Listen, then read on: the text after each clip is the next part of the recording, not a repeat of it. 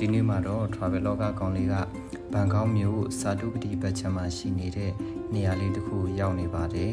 ဒီနေရာကတော့ဝတ်ထောင်ဘွန်းလို့ခေါ်ပါတယ် Google မှာဆိုရင်ဒီလိုလေးမြင်ရမှာပါ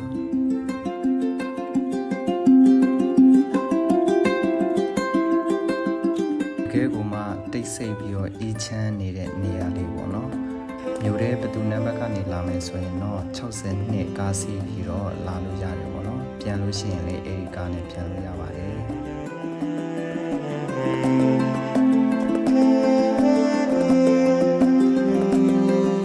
ကြောက်ဖြတ်မြေပြင်မှာရှိနေတာမို့ရှုခင်းနေလေကြည့်လို့ရမယ်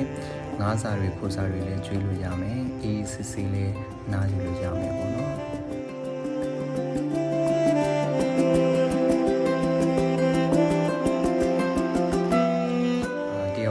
ဖြစ်တဲ့အတွက်ကြောင့်မလို့ခုခိုးစားကျွေးနေတာကိုတော့တခြားတယောက်ကနေပြီးတော့ရိုက်ပေးတာပါဘယ်လိုအကောင်လေးက line ပေါ်မှာတွေ့ပြီးတဲ့မှာဒီနေရာလေးကိုရောက်ချင်နေတာပေါ့နော်အခုတော့ဆန္ဒတွေပြေးသွားပြီ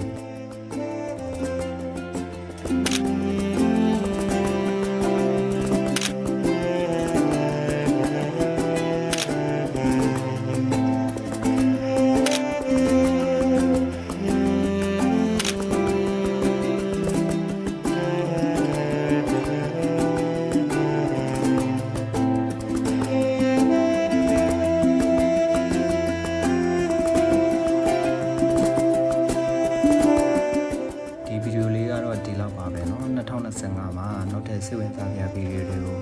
ဆက်ပြီးတော့ဖန်တီးသွားပါအောင်မယ်ဓာတ်ပုံတွေလည်းရိုက်သွားပါအောင်မယ်ကျေးဇူးတင်ပါတယ်နော်